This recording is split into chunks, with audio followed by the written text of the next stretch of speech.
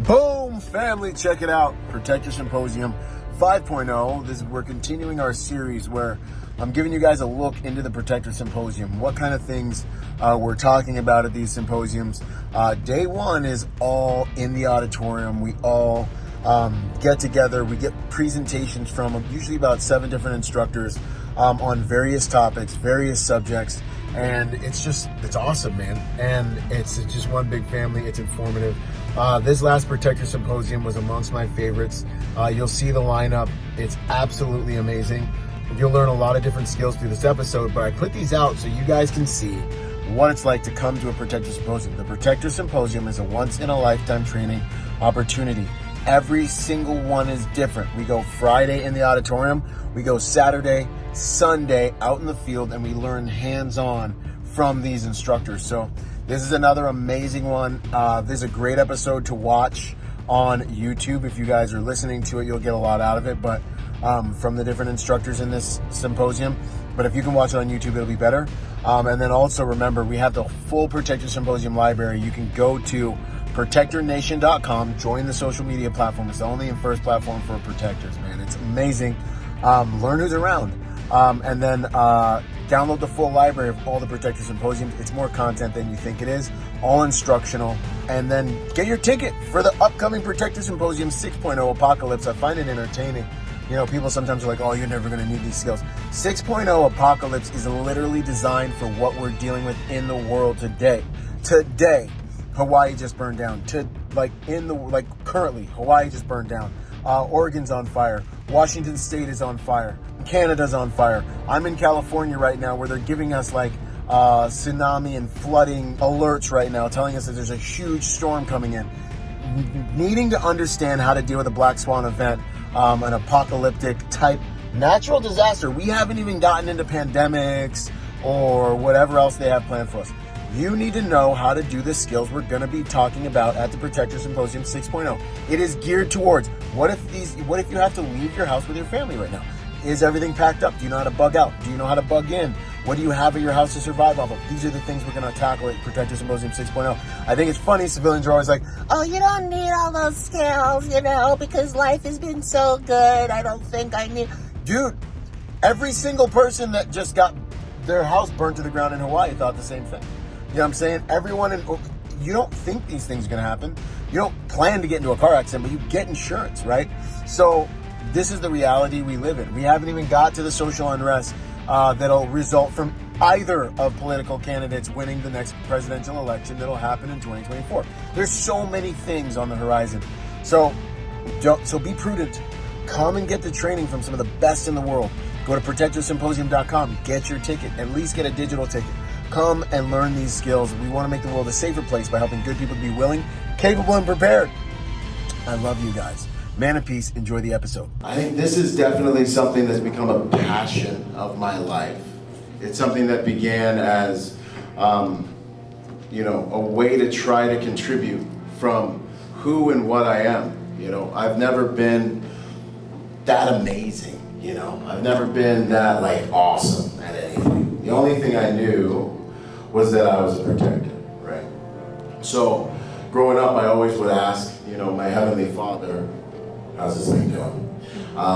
For a mission, for a purpose. I never was the fastest guy. I never was the tallest guy. I'm not a Navy SEAL. I'm not Delta Force. So I always was kind of like, Father, how can I contribute from who and what I am? Never been that amazing. And He's always been faithful to give me a mission, first the Marine Corps, and then I got pulled into executive protection by the grace of God. That's a whole long story, a lot of podcasts about that. But then this kind of turned into this other piece of the internet happens and it's how can I contribute? And it's really just, I've got to give value. And what wins on this planet? The strongest force. That's the end. That's what this game's really about. And that's what the Protector Nation is really about. Yo, let's get into the slides, gents. That's what the Protector Nation's really about, is the mission of making the world a safer place by helping good people to become more dangerous. The reality is, today, right now, rape is happening while I'm speaking to you, okay? People are being victimized while I'm speaking to you. People are in other countries begging for help and being victimized while we're having these conversations. And maybe, but angels generally aren't landing when there's some active shooter in our schools doing what they do. You know, there's no supernatural anything. You know what happens? The strongest and most formidable humans dominate the day. And if that's an evil human, then that person dominates until formidable good humans actually show up, right? So that's what the mission is here. That's what the Protector Nation is about. We're the nation of protectors all over the world that are willing to put the work in to be able to protect the light and the innocence left on our planet. Now this is whoa! All right, let's go back to the first slide here. All right, now this is Protector Symposium 5.0. This is our 5th iteration of what it is we're doing.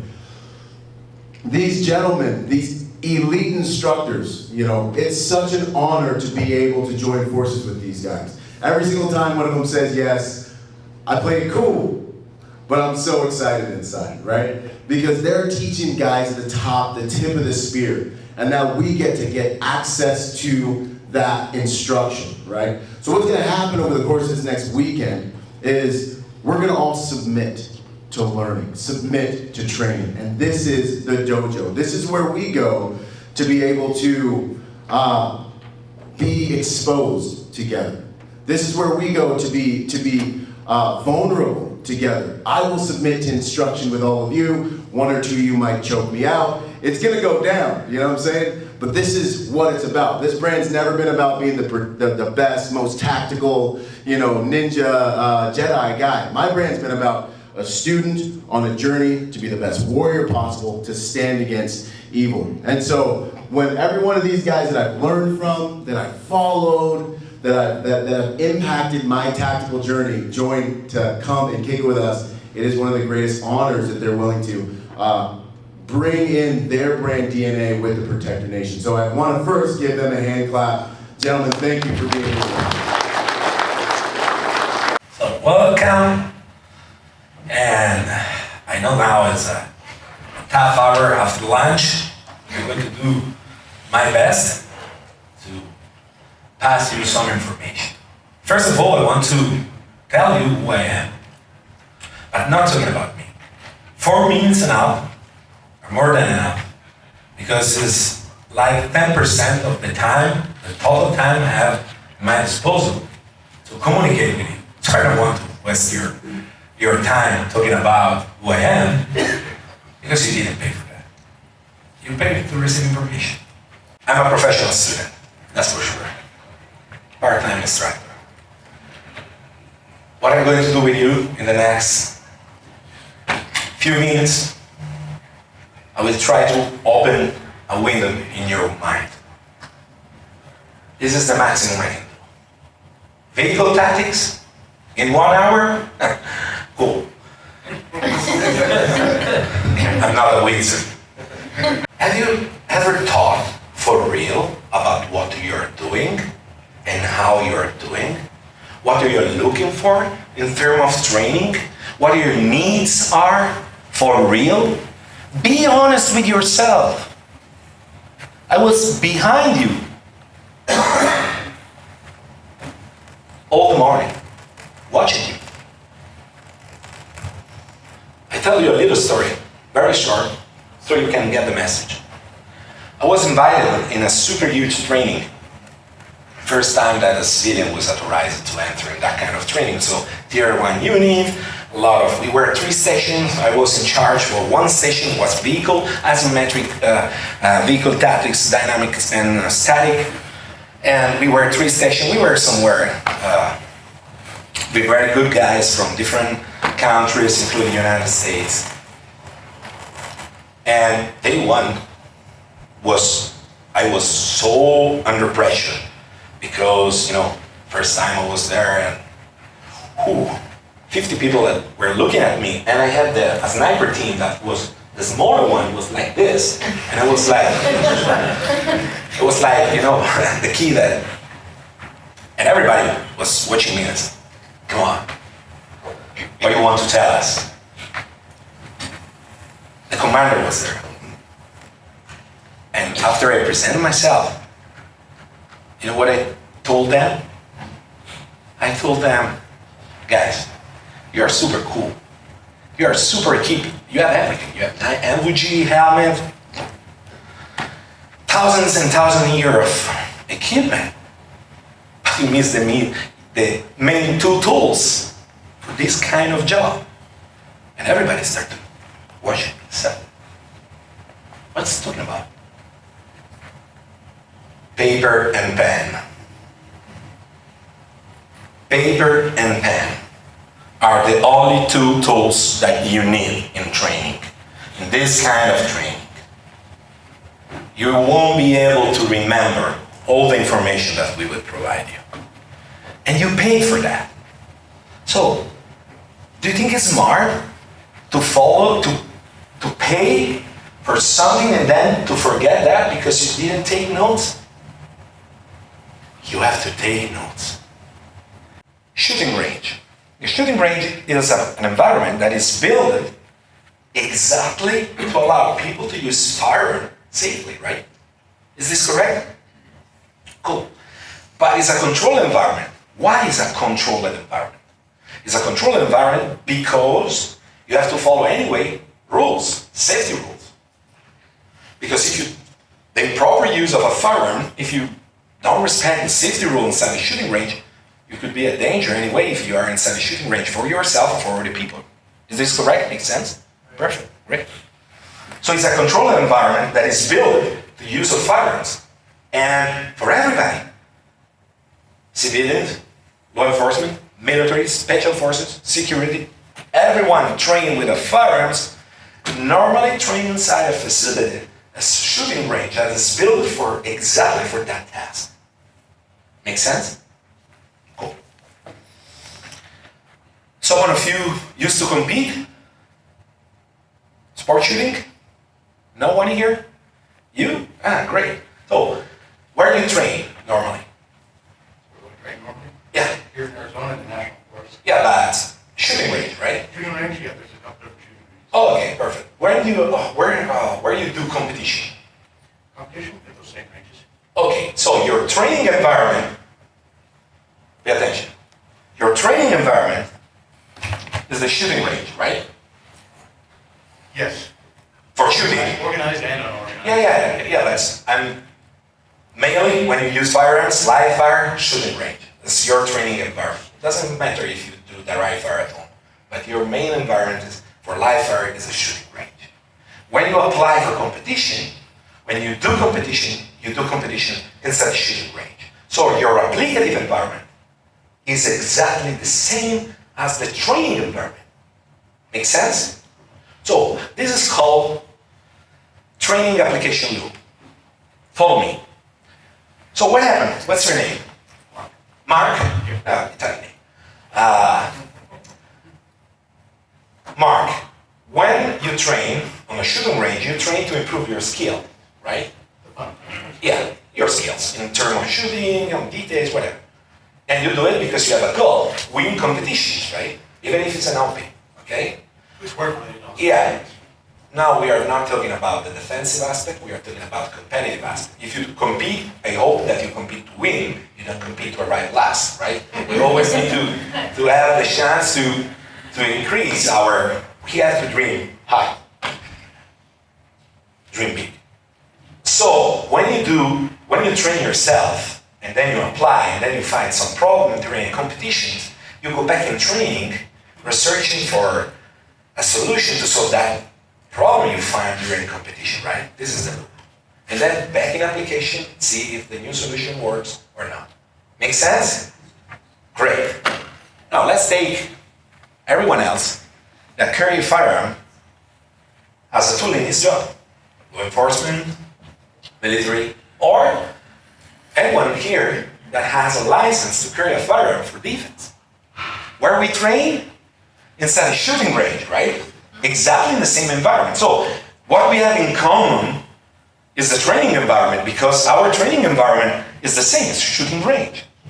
Where do we apply? in a real environment.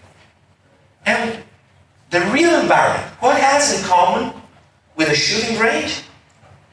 Nothing. Absolutely nothing. Cool. We train in a kind of environment that we apply in another kind of environment.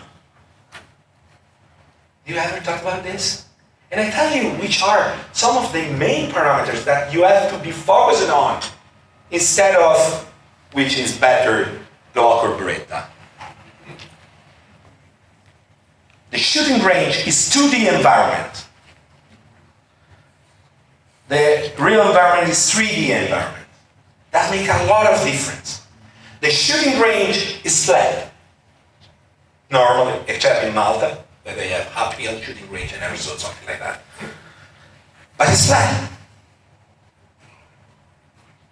The real environment, look here. The ballistic environment inside a shooting range is homogeneous.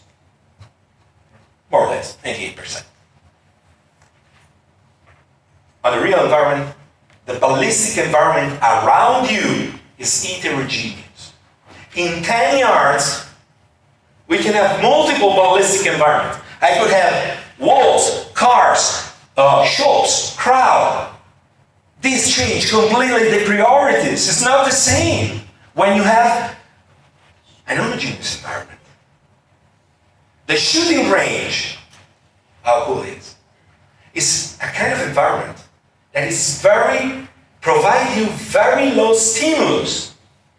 When you are in the shooting range, the only sound you heard, bang, or someone voice that's talking with you, or beep, the sound of the time, right?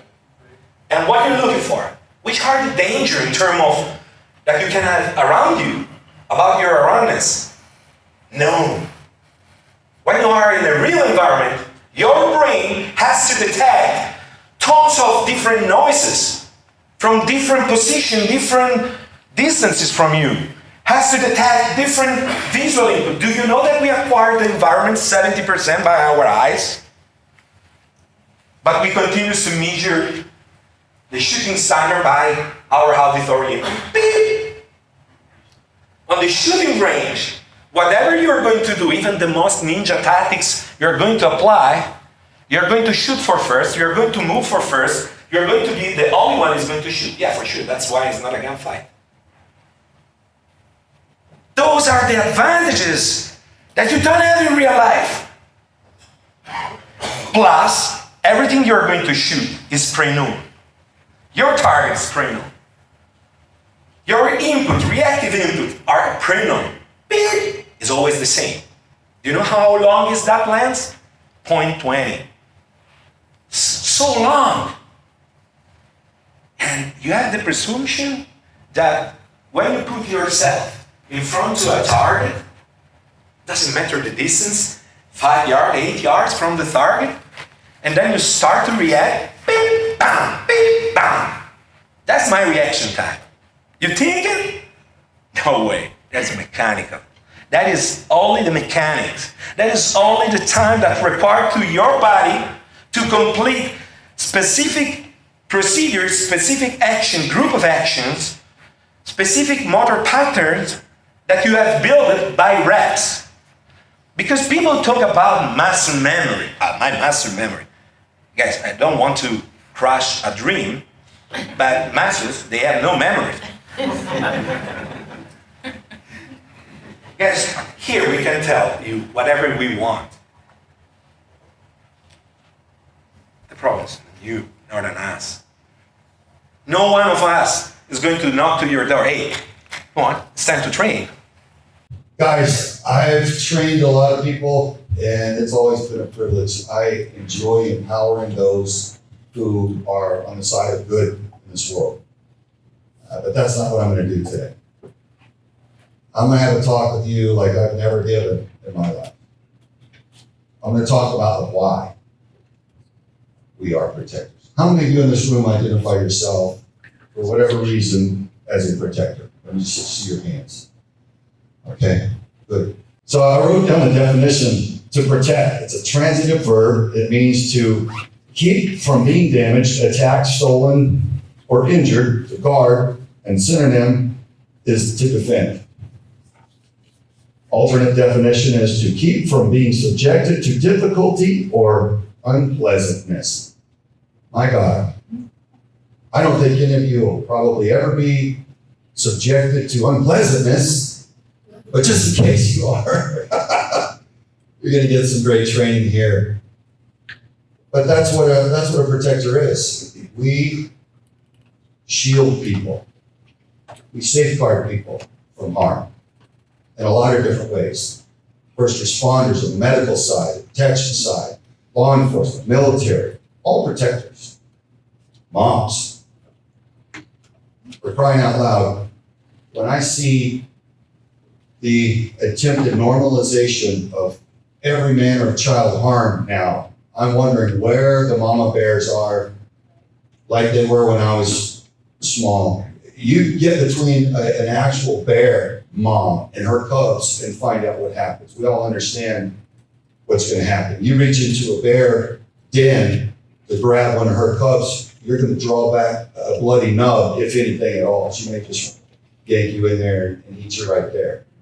Being a protector is about having empathy for others. We see an entire globe now, increasingly, of people who are self-centered. They're all about them. They're callous. They don't care about others. I'm not just talking about hardcore crime networks like the Mexican drug cartels. I'm talking about politicians. I'm talking about average citizens. Walk right over somebody that's injured. Drive right around a mother that's stranded with her vehicle with a baby. Can't wait for her to get out of their way. What's happening to our society? What's happening to our culture? We're devolving. We're losing what it means to be human. And the why. It's good to reach down and help those in need and bring them up. Protect those that are in harm's way. We're losing that. So there's tremendous opportunity now for all of you guys to do what you do and make an impact. It's a beautiful thing. I celebrate it. Empathy for others. To be a protector is a selfless act and decision. Why don't more make it? I see so many people with so many skills that our government spent millions and millions of dollars to train. They're some of the most deadly, some of the most capable men on the face of planet Earth. And I watch what they do when they get out, when they retire, when they go into their own life. And it seems like so many are only inclined to chase the money, to get rich, to get drunk, to sit on the beach and kick back. And I have to ask the question internally, brothers, why did you serve in the first place? What were you doing if not defending the most innocent and defenseless among us? Those who are being destroyed right now on an industrial scale in the United States. Child trafficking is just one example. So our choices of what we do with our life, time is precious. It's our most precious commodity. You can never make more of it. And so what you choose to do with your time, what efforts you make, the actions that you take are a result of your character, what you value. So many people sitting on the sidelines, criticizing, talking about whatever, pursuing their own wealth and happiness, callous, uncaring. They don't do anything to help. And they want to criticize the protectors. I just want to encourage you that it's always going to be that way. That's just a spectrum of humanity. That's how a good portion of people are. You'll be persecuted for it. Look at anybody. I challenge you to look at anybody that's actually going and doing good. Anybody that's especially a threat to abusers, to predators, to thieves, to the corrupt, that are moving big industries with big power, big money, big influence. Anybody that's a threat to that corruption, stand by. You're going to be smeared. You're going to be discredited, because that's really the only way that the opposition can slow down that right fighter's role, that right fighter's war against the corruption and the harm. So it's my wife would call it gift with purchase. It comes with the job. Don't expect everybody to be the quality of character that you are and to see your heart and thank you for it. Because, my God, they don't get it. Bless their hearts, a lot of them just don't get it. They'll never understand. Here's a technique. I said I'm not here to train you, but here's something that I think is universally applicable no matter what your task. If it involves danger, threat, fear, stress, this technique will help you. And I figured it out at SEAL Team 6, running stress courses. I won't go into great detail, but we inoculate ourselves to stress. But there's everything we do, there's challenge. You run through a room, run through a door, there's going to be a guy in a big red man suit to beat you down to the ground and just pummel you unless you defeat him with technique. Or them. There's smoke. There's CS gas. There's lights, there's no lights. There's opposition. There are tricks. There are puzzles. There are victims. There are booby traps. There are threats. All these things show that it's loud, it's stressful, you're getting beat up, you're running in a lot of times with a gas mask, you may have to be running up several sets of flights of stairs, the crash test dummies to drag stuff and then move in. Your heart rate's going to be screaming. Because that's how it feels when you're faced with a sudden life and death confrontation. If you're not inoculated to it, if you're not used to it, boom, heart rate spikes. What happens when your heart rate spikes past a certain rate, the most intelligent portion of your brain shuts off. It quits getting blood flow. You become a caveman, so to speak. You become a primal animal, and you're capable only of fight, flight, freeze applications. Your problem solving, like, hey, if this is a movie theater and we're all in here watching a movie, here's one scenario that happened. In this particular movie theater, there were exits on both sides of the screen, as there are in a lot of movie theaters. There was a fire started in the back of the theater and it moved forward. There were a group of people piled up at one of the exits that died there, tragically. I don't know if the door was jammed or if the person that was so panicked, they just couldn't think. But if you're over here at this door and it's not opening and the fire is coming, in your calm state of mind, you would simply do a scan. How the heck am I going to get out of here? Look, there's another exit right there. These people could have simply walked out that other exit and gone home to their families that day, but they didn't. They tragically died there. It's terrible. I don't want it to happen. But what do you think their heart rates were? As they're banging on that door trying to run over each other and get out of there, they can't get out. Heart rate is screaming. You can't think, you can't solve complex problems. You can't even solve basic problems in a lot of cases with that. So it's primal, it's how we're wired. That type of spiked heart rate and adrenaline rush, we call it wood hands. When you're in stress course, you're trying to do something, your hands start getting stiff because it's not getting blood flow. So what your body does, physiologically, once your heart rate spikes past that certain level, it shunts off the blood flow to the extremities. And that's why the outer cortex frontal lobe of your brain don't get any blood flow. That's why you get real dumb real quick. Your hands get numb. Your legs don't work right for a while. It can take 20, 30 minutes for you to calm down. Longer if you're not actively dealing with it. So what's the technique that I've learned? There's box breathing, there's a lot of things that can work. What I've found to be the most effective, because I did it on heart rate monitors, and when I was getting my physicals, they'd say, man, you got a really low resting heart rate. You're a great physical specimen. And I was like, well, thanks. And my ego wanted to make it even better, so I would play with my breathing. So I grew up as a martial artist and fighter. I watched that the longer I exhaled, the more rapidly the heart rate would drop. I wanted to see how low I could get that heart rate.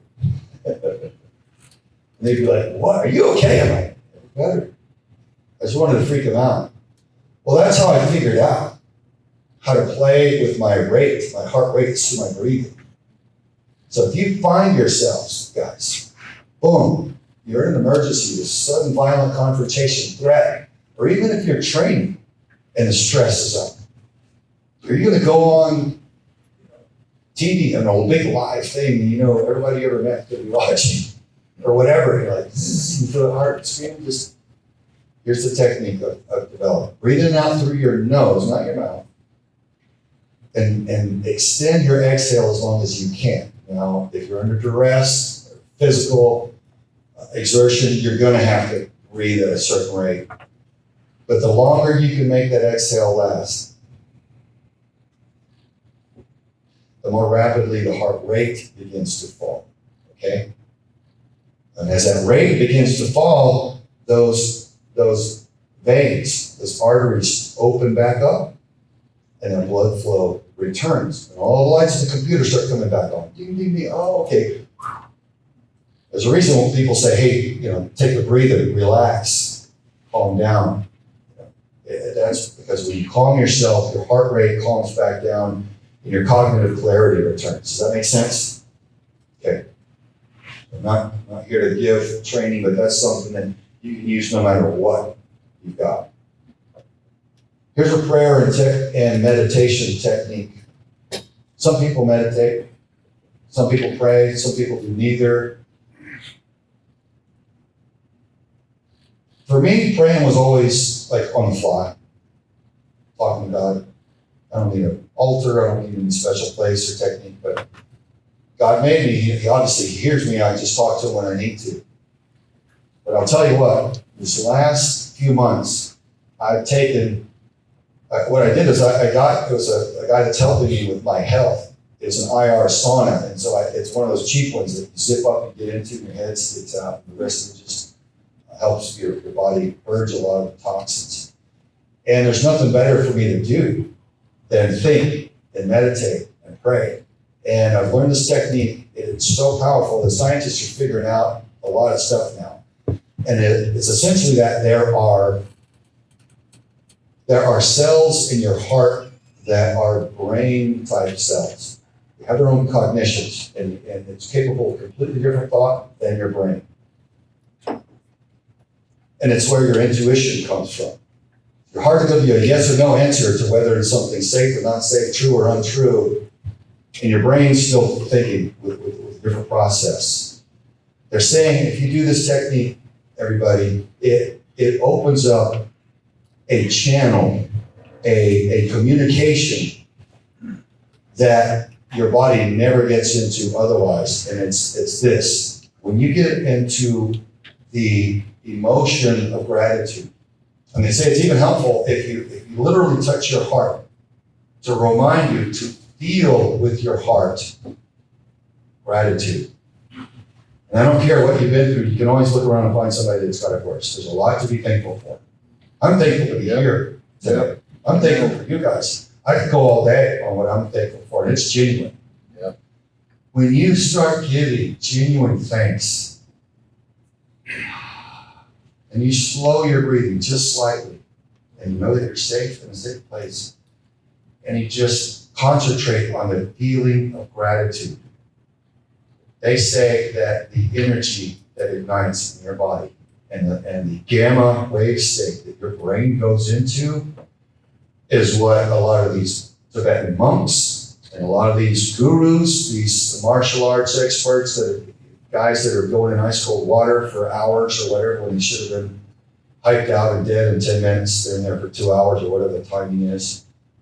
People that are achieving extraordinary things cognitively, physically. This is the technique they're using. Why do you think I put my hair like that? That's me probably 19, 18, 19. Why do you think I had my hair like that? Halloween. A girl. You think I like it? This presentation is a little bit about this. Is bringing a little bit of humanity into this whole aspect of these the stuff I'm going to show you.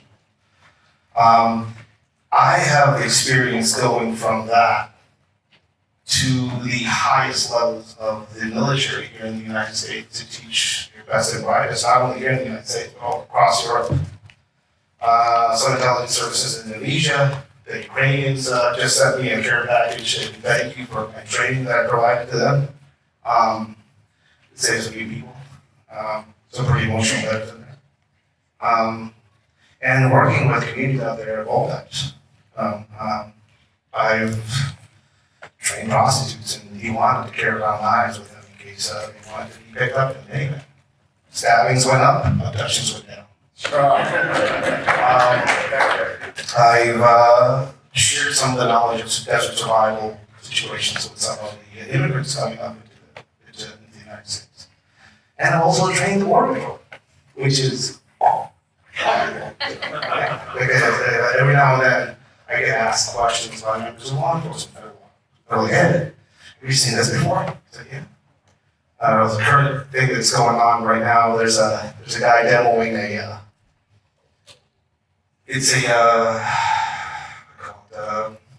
to get the range, sorry, English is my second language. Parasol.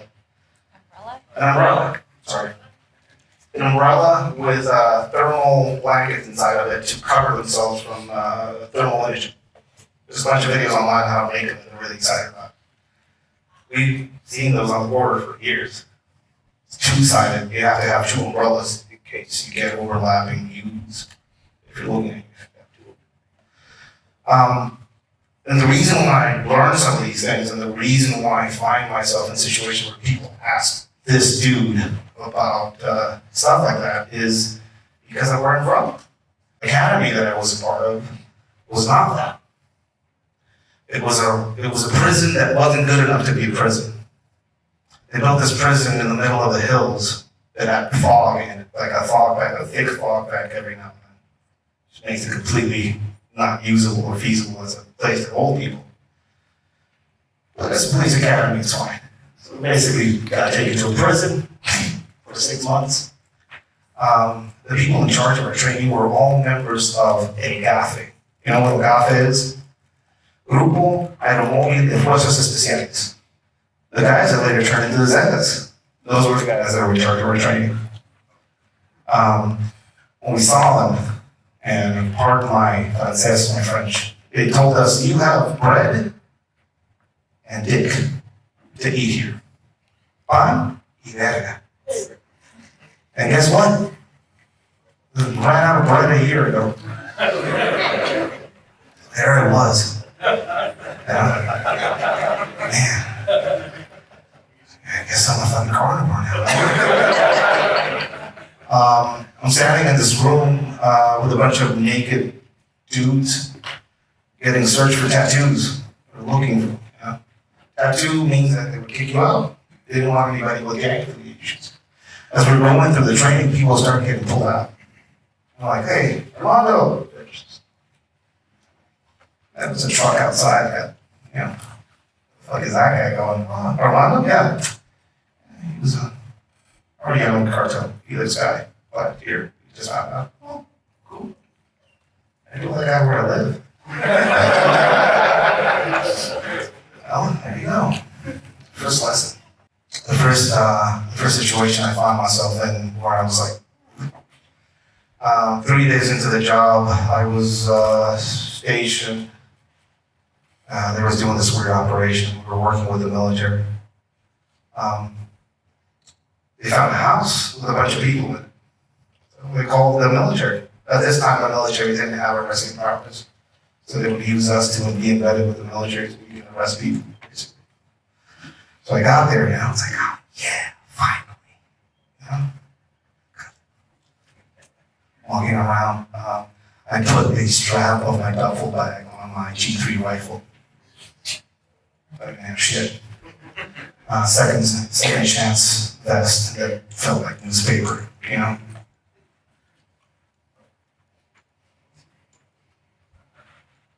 Check that room over there, Ed.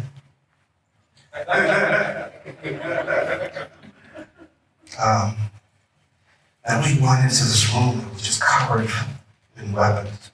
If you've ever seen the movie Predators 2, when you go into that room, it's just, evil is we. Just pretty launchers and stuff like that around the room.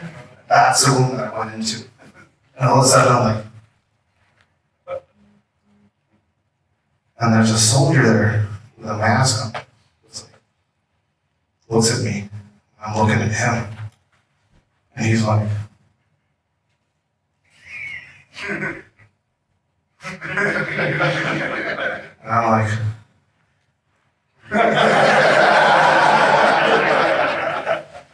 and that was my first supply. I walked out of that room with 4 G3 magazines, 2 large capacity, like 31 round Glock magazines. All of this experience, all this weird training and going into weird places. This 4th generational warfare university of highest degree. The only thing that I think made me different than a lot of my contemporaries is that I didn't take it personally. I remember performing this trick where you would take a pair of handcuffs and you would take part of the handcuff and bend it sideways and slide it over, making the handcuff look like it's still on, but it isn't. I learned that from a 15-year-old kid named Armando, who was the head of the mess cells in Barcelona in Tijuana. I remember demoing that to some of the people that advised for the SEER program here in the US. They had never seen that shit before. They looked at it and like, holy shit, what was this? Netheads in Tijuana. It's a pretty cool trick. Pretty cool trick. Well, the difference between a lot of those guys that were my contemporaries and me is that I didn't make the mistake of dehumanizing that enemy, which is a mistake that a lot of us make. And it's a purposeful thing that some people in charge will use. I'm sure all of us have heard the derogatory terms for enemies during all of your US conflicts, right? Even the Ukrainians were like teaching you about, everybody has a word for the enemy. But it's an interesting aspect of whatever the concept of an enemy is to you. Whatever that is, whatever it is to you. As soon as you make the mistake of dehumanizing that enemy, or turning him into an anthropomorphized monster of the sort, you become blind to his capabilities. And you become deaf. Can't see, can't hear the capabilities. I never made the mistake of dehumanizing. I grew up Catholic. My mom was very influential in my life, and she had one piece of advice when I graduated the academy. Nobody's against you, they're for themselves. So don't take anything personal. First rule. My dad told me something else. Never let anybody own you. And those two just kept me alive. This is a place where people will be corrupted constantly. Every time I say, hey, you're a cop in Mexico? Yeah, you were on the fucking dick. Well, we'll talk about that if I was the hate or not. I've been to some places where if I was, I couldn't access, but talk about that in a bit. But it was a bad place.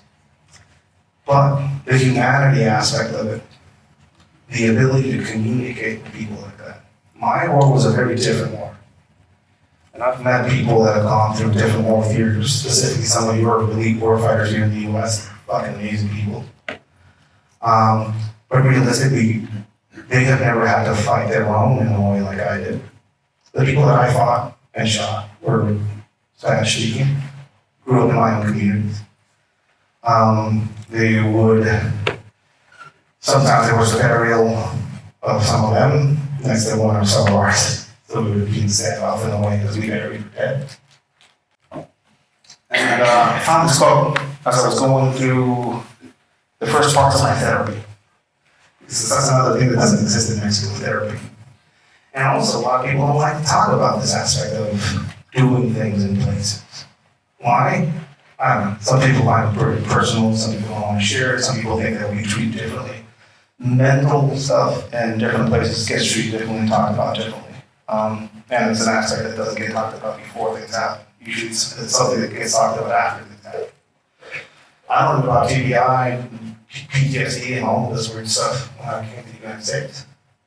I was taken in by a Navy SEAL named Tracker Dan. I don't know if you know who that is.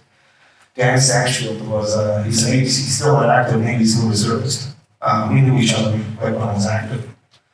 I had to leave quickly because it was like a quick exit. He took me in. He not only took me in, he kind of taught me what it is to be like an American. Just about the whole thing, you know. But I didn't know any of that. In my mind, I never crossed my mind to migrate to the United States. I like Mexico. Tacos are great. It was great down there, you know. We actually have weird, dangerous freedom. You know, and I always put danger before the freedom part because it's dangerous as shit. DUI will cost you $50. You know, it's a pretty cool place. But I never imagined just leaving them. And all of a sudden, I found myself just, seeing that movie Castaway. I found myself like Tom Hanks in the middle of the crossroads, just what the fuck do I do with this shit now? You know? No money in my pocket. A few dollars in a bank account somewhere. A 3-year-old daughter in my arms. A bunch of issues, and a shit ton of experience that I didn't know was happening. I just didn't know. Somebody showed me this quote during my therapy. Enlightenment is an instructed process. It has nothing to do with becoming better or being happier. Enlightenment is the crumbling away of untruth. It's seeing through the facade of pretense. It's the complete eradication of everything you imagine to be true. And that's something you get when you get punched in the face. Yeah? That's something you get when you square up with a jiu-jitsu dude and he tries to go to your legs and you just take out a pen and stick it right into his ear. And you never saw that coming.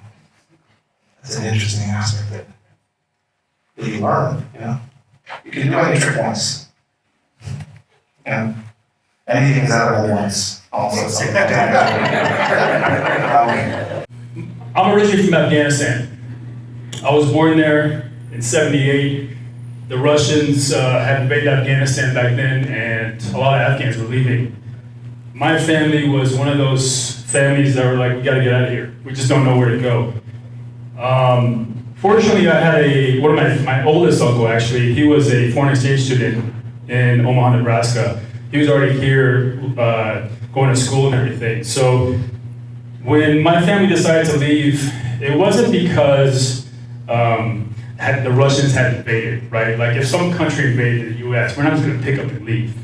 But those are different times, and it was different for a lot of people and how they wanted to handle that situation. Some people stayed, and some people left. My family decided to leave. I had no say in that, I was 3 years old. But I often think about how my life would have ended up if I had stayed in Afghanistan. You know, who would I have become? Who would I have been? It's this America that we have grown up in is not the same America that we live in today. When I grew up in the 80s, and I would come home and come home from school, grab a quick bite, and go outside and play with my friends, I wouldn't be home till sunset. And that's probably the case for most of you. Because we lived in safer neighborhoods, it wasn't today's America, it was a different America. And I was very fortunate. But again, that thought in the back of my head was always that sense of gratitude, of being able to come to this country with open arms, being welcomed. You know, it doesn't matter where we're from or who we are, or what our race is or ethnicity, we were welcomed with open arms. And we were given an opportunity to have good lives here and make something of ourselves. Excuse me. So, from an early age, I had a lot of gratitude for this country, and so growing up, I knew that I wanted to do something to pay back. I wanted to do something. I didn't know what that was, but as I got older and everything, and I kind of started learning more about, the conflict in Afghanistan and all that, I decided that, serving the military here in America would be the best way to pay that back. The best way to say thank you. So I remember my very first firefight. I'll try to keep this short. My very first firefight, we got ambushed. 300 Republican Guard on this berm. We're in these Amtrak vehicles. They're like amphibious assault vehicles, but we're just packed in there like sardines, and it's hot. All I hear is like ting, ting, ting, ting, ting, ting, ting, like just rounds hitting the outside of these vehicles, right? And we weren't even allowed to put magazines in our guns.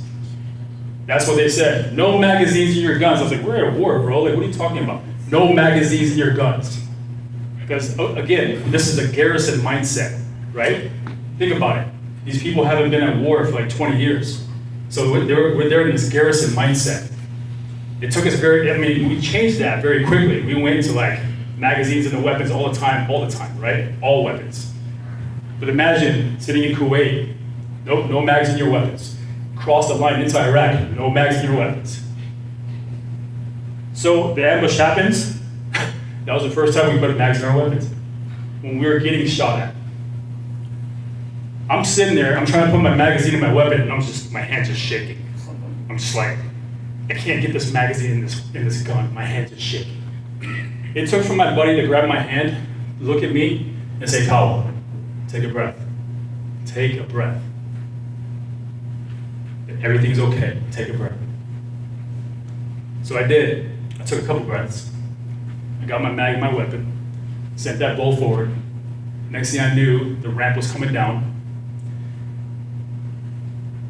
And all I see is Iraqis on top of this berm just shooting everything they had, RPGs and PKMs and AKs. And I was like, oh my God, bro, this looks just like a movie set, This is crazy. Am I really here right now? I remember how scared I was. It was very scary. Everything was in slow motion. Everything was like, the sounds were muffled, right? And I kept hearing these little snaps, like this. Like, what is going on, man? What is that? Right? And I see these little clouds of dust, like hitting the ground or whatever, or just, kind of exploding off the ground. I'm like, what is that? We just realized that this is the first time I've been on the receiving end of getting shot at. Everything else was us sending it downrange. So we never knew what it felt like. The rounds whizzing past your head, the rounds hitting the ground, everything in slow motion, sounds muffled. It was a day I'll never forget, but it's also a day that I refer back to when I think about how stressful some of this training can be, how stressful some of these skill sets can be, right? And if you think about it, there is environmental conditions of stress. There's the external factors. But also, with the lack of experience comes a lot of self-induced stress. What we feel is we cause that to ourselves. That comes from within. Maybe it's just due to lack of experience or due to lack of confidence or lack of your capability and skill set. But a lot of it comes from within. And the more you put yourself in that environment, the more you submerge yourself in that kind of stressful environment conditions, the more you start to become a little immune, or what should I say? The more you become kind of, so guys, give me a word here, help me out. Say that again? Resilient. Resilient, good word. I know what I like to do. I like teaching that stuff, and I like teaching the urban warfare stuff, and I love teaching CQB, but CQB is like my bread and butter. That's what I really enjoy. It makes sense to me, and I know how to articulate it. And CQB is important, because with every skill set that you guys have, or that every skill set that you guys are pursuing, they all kind of go hand in hand, do they not? Right? Like pistols, we want to learn how to get better with pistols. Okay, cool. But if we're going to shoot pistols, then we might as well learn how to shoot rifle. And if we're going to start shooting rifles, then we should probably learn how to start shooting or learn a little bit something about shotguns, right? And if we're going to learn all these weapons platforms, then we should start learning a little bit about gear. And then gear goes from, once we get our gear, we understand that, okay, well, I can't do all this by myself. I need teammates. Now we got to look for people like-minded that have that same kind of drive that we have, and they want to train and they want to live this life, right? Because this isn't a hobby. You guys aren't here for an experience. I mean, you are. But it's not like the same as like going to Disney World, right? That's a different experience. We go to Disney World, we have fun, we stress out, we're like, these prices, and then we go home and we're like, oh man, eating ramen noodles for the next month to make up. But this is a different kind of experience. This is, obviously you're here getting some amazing instruction and knowledge from all these great guys who I'm honored to be here with, and so that's one way. But what you're really doing is, this is just another chapter in your journey in this lifestyle that you guys are living, correct? Now you guys could be here because maybe it's part of your job, or maybe it's just something you want to do personally that's a passion of yours. That's great, I don't care why you're here. I don't care. Because even if this is part of your job, it's not like when you clock out and you go home, you don't turn this off, do you? Does it turn off? No. So whether it's part of your profession or whether it's personal for you, it doesn't matter, because we never turn this off. It always stays on. And that's the whole point, isn't it? Always stay ready. Except we don't just teach firearms. We don't just teach tactics. Because if you're willing to invest all this time into training how to protect people, how to possibly take a life, then you should give equal amount of time to learning how to save a life. We teach medicine, we teach stop the bleed, we teach a lot of kind of trauma level courses that helps people understand the other side of things. Because just like overseas, when we shot a bad guy and we failed to kill him, guess what we had to do then? We had to treat him. What are the normal kind of actions that happen at a movie theater? Just name some stuff. Right, we go there, we buy popcorn, we wait in line to get tickets, we're moving to the actual theater that we're in, right? So if you think about it, each one of these places that you guys go to has its own culture. A gas station, a movie theater, a mall, a restaurant. Once you identify the culture of that environment, and you understand the normalities of the environment, then when something is abnormal, it should get your attention.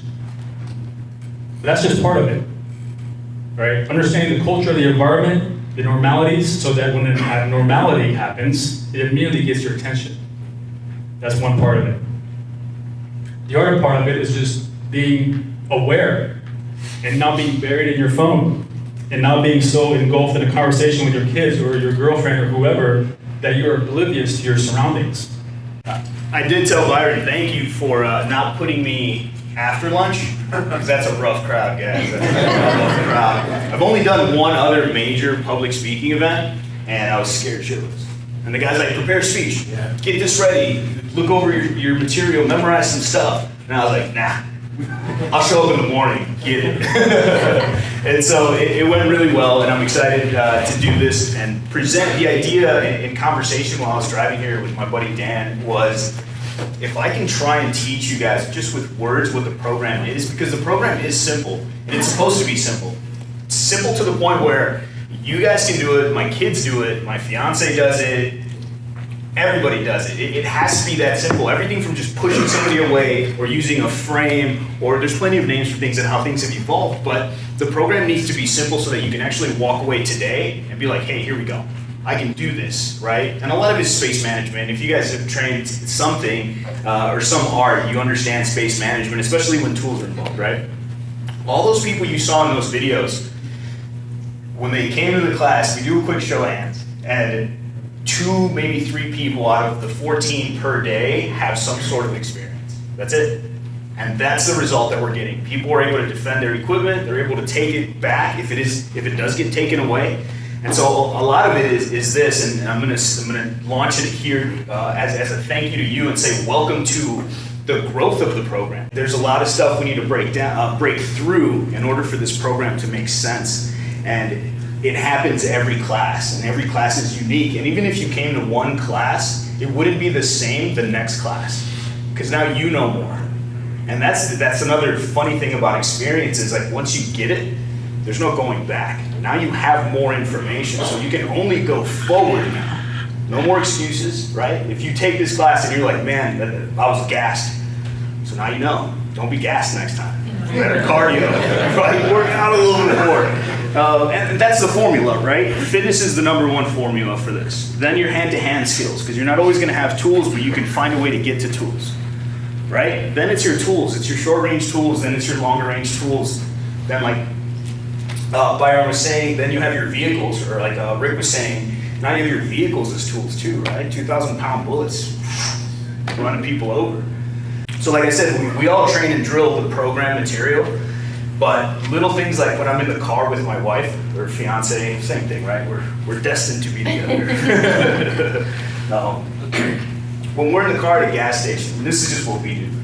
If I get out of the car and she's in the car with the kids, she jumps over to the driver's side seat.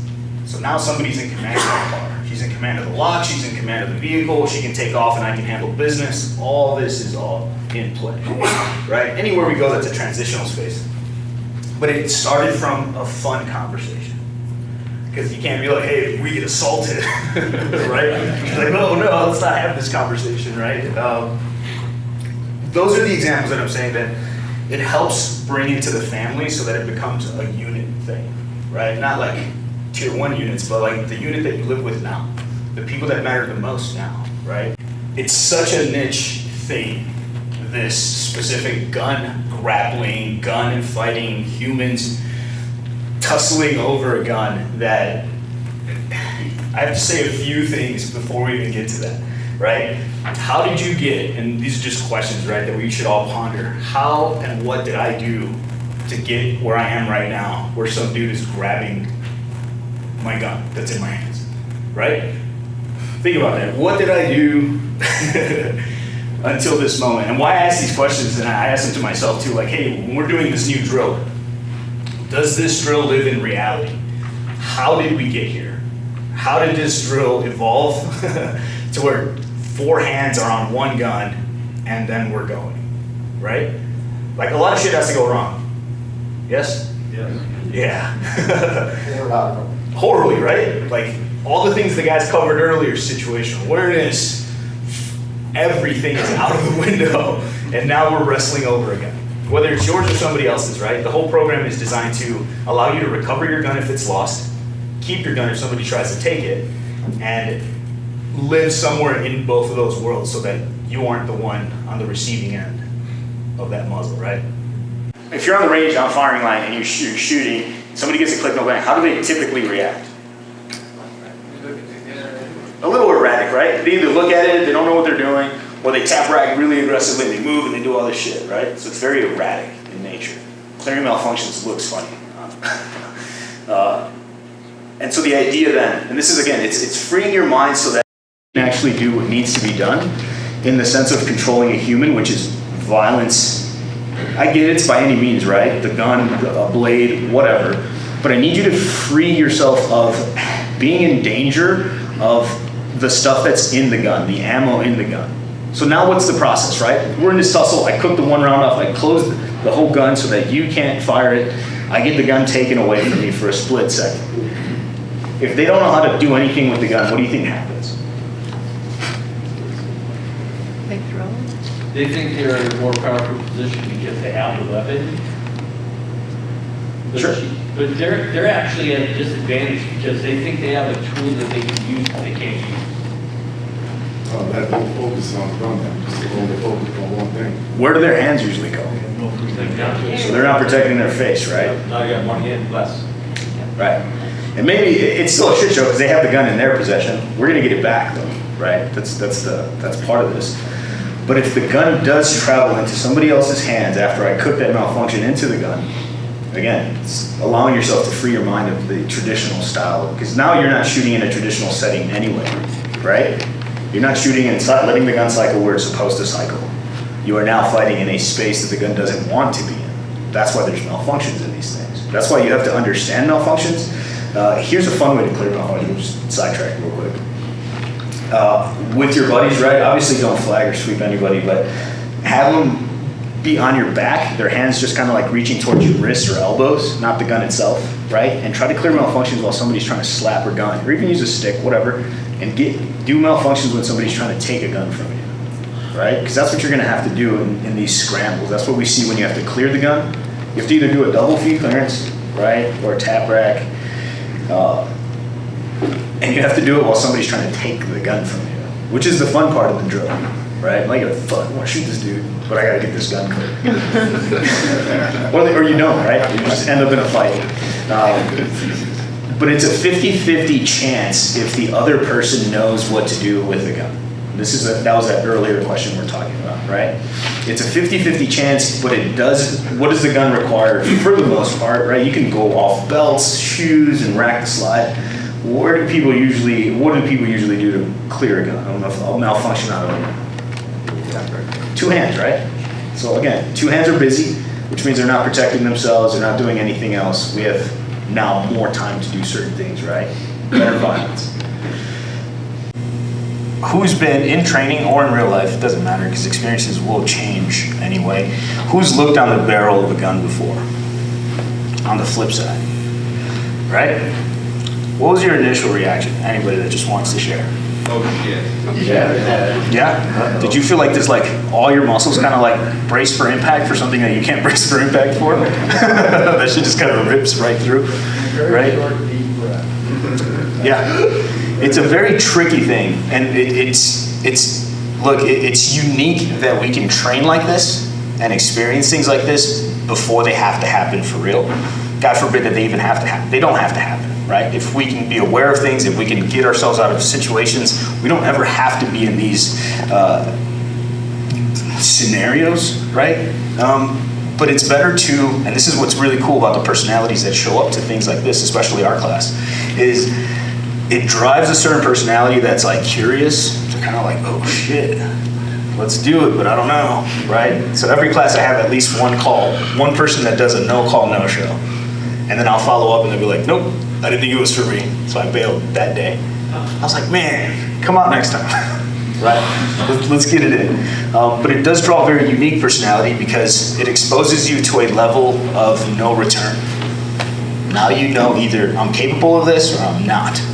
And that answering that question for yourself is what we're after. Because then you'll know. You'll know if it's something you even want to teach. Some people put their guns away. Like, I'm not gonna carry a gun, I'm just gonna carry a knife now.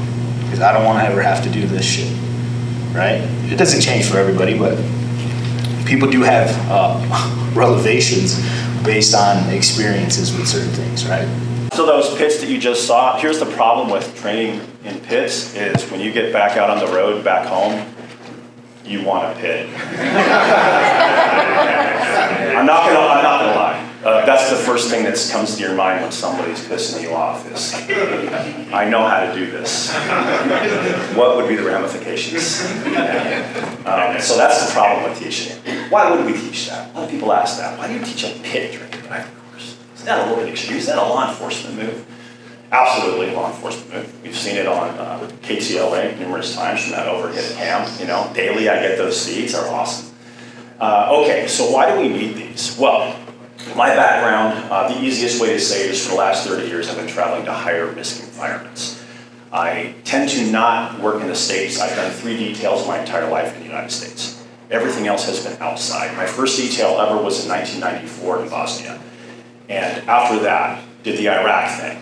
Colombia, Lebanon, Mexico for 2 years straight, and we're still running in Mexico. I just got back about a week ago from a detail down there. Colombia, Brazil, pretty much everywhere. Took a documentary film crew to Syria last year, Nagorno-Karabakh, which was at war last year, and now it's just starting up again right now. And you Armenians in here know what I'm talking about.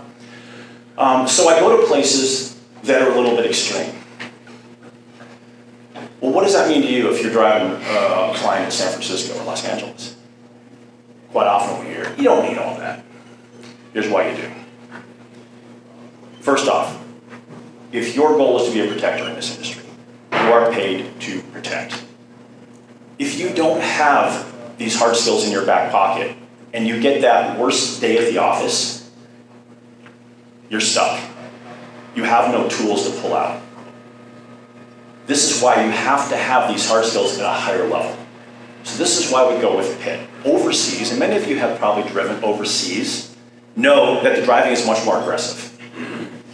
Aggressive in that they're going to be driving much closer to you, but somehow not hitting you. The kidnap tactics that many use in Nigeria, in Mexico, many other places in the world is a blocking tactic. All those videos you see of these individuals getting blocked in and taken, they just would have accelerated and hit that car in front of them in the right place, they would have gone right through. They just don't know that. So we don't exactly expect you to pit when you're out on the road, even though you will have that desire to. But we want you to be unafraid of contact. We want you to understand what happens with the dynamics of the vehicle when you're pushing somebody and when somebody's pushing you. Because it is a tactic in many places that we work that they will try to ram you off the road. In Mexico, for example, 70% of all kidnappings originate from law enforcement. They know how to pit. Those of you who work down there, who have worked down there, who have done threat assessment packages down there, know what I'm talking about.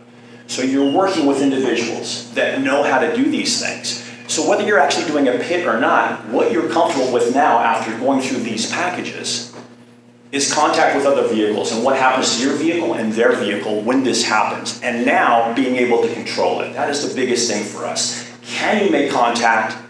Things maybe didn't work out exactly like you want. You got thrown off kilter a little bit. Can you keep contact with or control of your vehicle? That's really what we're training you to do.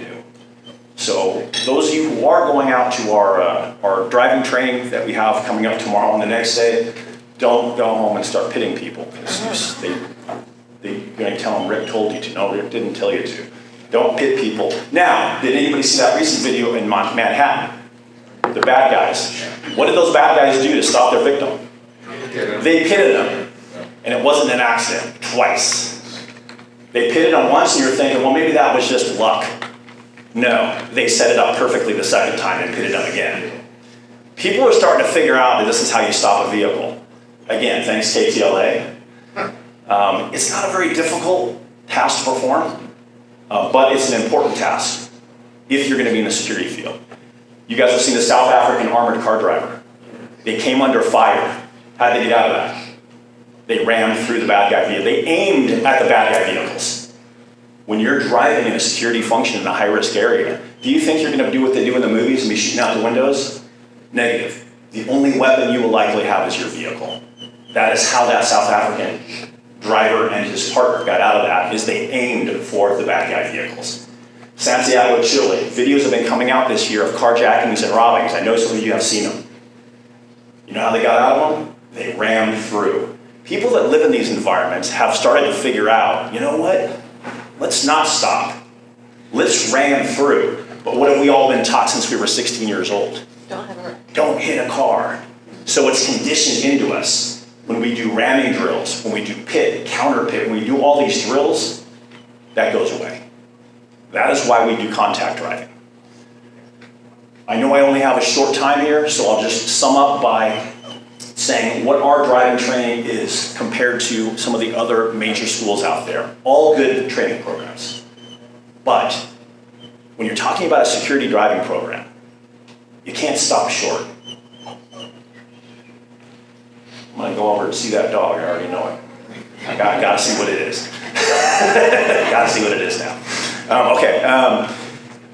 If you know me, you know that every place I ever work, I'm always rescuing dogs. I'm in Syria rescuing dogs. I'm in Nagorno-Karabakh with shells come down rescuing dogs. I'm in Mexico rescuing dogs, you know. I can't help it. I'll wait till my shift is done, I go back out and I rescue the dogs that need help. Yeah, so I'm gonna see what this guy's doing over here. Where was I? Oh, our driving program. So most driving programs out there, what you'll get is a good solid dynamics program. What that means is they will teach you to control that vehicle to its maximum capability. I think Tony Scotti put out years ago, 80% of that vehicle you should be able to master. Most people can't do that unless they've had the proper training. You need to know exactly what that vehicle is going to do when you input something to that vehicle. At what speed, the brakes, the steering wheel. You need to know exactly what's going to happen, what that weight shift is going to do. You have to understand this part. It's crucial to any program. Ours as well. So we go through that dynamics portion. Most will stop there. We do not stop there. If you're going to be a security driver, do you not need to know how to protect that limo? For those of you who don't know, the limo is the vehicle your principal will be riding in. You need to know how to protect that limo with your support vehicles. If you don't know how to do that, are you really in a security driving program? Not a PowerPoint, not a 2-minute demo in a parking lot. Practice over again from different positions of that vehicle. Sometimes you're in the chase vehicle, sometimes you're in the limo, sometimes you're in the communicator spot, right front seat. All these different positions over and over again. Now you're learning how to use those two vehicles together and how to communicate between the two. Another big gap I've seen in other schools, they don't communicate vehicle to vehicle. You're a security driving team. How can you not be communicating between vehicles in the proper, concise way? You have to be. And it's not just a PowerPoint briefing. It's repetition over again with different scenarios being thrown at you. And then finally, as we already spoke about, so I don't need to drill it down, is the contact driving. Get used to that. Now, we like to say it's the dumb and dumber theory. It might be a 1 in a million chance that you'll have to make contact with another vehicle on detail. But you're saying there's a chance. Right? So that's why we call it the dumb and dumber theory. Boom! Quick shout out to our sponsor, Staccato. My first pistol sponsor. I've been sponsored by a lot of companies, right, over the years. But when it comes to pistol, that's my bread and butter. Pistol is something I believe in. You know, I'm a competitive shooter. You know, we're shooting anywhere from, 800 rounds a month type of thing, right? So Staccato, being what I believe, is one of, if not the most complete handguns you can put in your hand. It's got every component that a handgun could have, should have. They're actually extremely dependable now that they've made some changes, and these things are straight up tack drivers. If you're looking for a pistol that will do as much of the work for you as a piece of hardware can, obviously you have to have the marksmanship and all the different things, but different guns perform at different levels. And I want to say that Staccato is one of, by far, for sure, take it from a competitive shooter, we're shooting the highest volumes of rounds constantly right now. Not used to have a background guy, but like right now, when you go shoot, you're gonna see certain brands. Staccato is one of, if not the highest performing firearm that is both CCW, duty ready, and also competitive ready. So I want to give them a shout out. If you guys are looking for a good handgun to build your skills on top of, go check out Staccato. Much love and respect. Boom, yo, what up? I hope you guys really enjoyed that episode. Hey, listen, in order to get more out of the brand, I want to encourage you to go join us on our social media platforms and join us at protectornation.com. We post different types of content on our different platforms at different times. You'll get blog posts, you'll get videos, you'll get real world combat engagements and things like that. So stay plugged in order to get the most out of the brand. In order to support us, also go to protectornation.com and buy something, or join forces with me on Patreon. You'll scroll down the homepage and you'll see the link. Anything you can give counts. Think about whatever you would lose in your cushions or like spend on McDonald's this month, $5 a month, whatever it is. That helps us make the world a better place by making good people dangerous. Anyways, this is Byron Rogers, protector by nature and by trade, and I'll see you on the next piece of content, whether it's a video or podcast. Out.